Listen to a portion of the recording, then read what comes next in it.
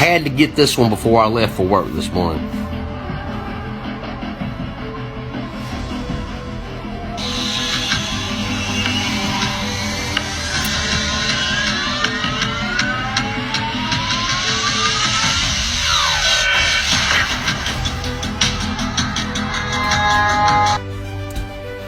I don't know if anybody has researched this and checked it out, but I've done a lot on it, and these cylindrical shaped craft, these cigar shapes, have been seen a lot, and they've been seen a lot by our government and by our fighter pilots and people like that. They've seen them.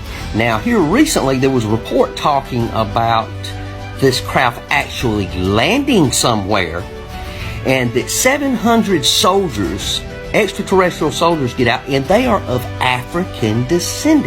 Now, I don't know if you've seen this. There is a report out now, and I'm not exactly sure when it took place, but it is true, and you don't have to believe it.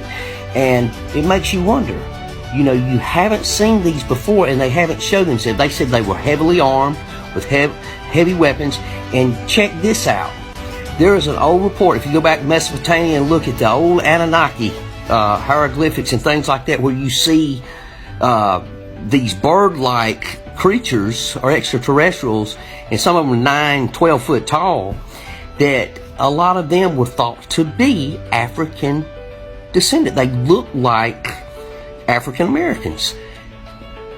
I totally believe that the supreme race, and here I am, I'm a white guy, but I believe that the supreme race, from what I've studied, is of this race, and I think they're getting tired of what's going on here.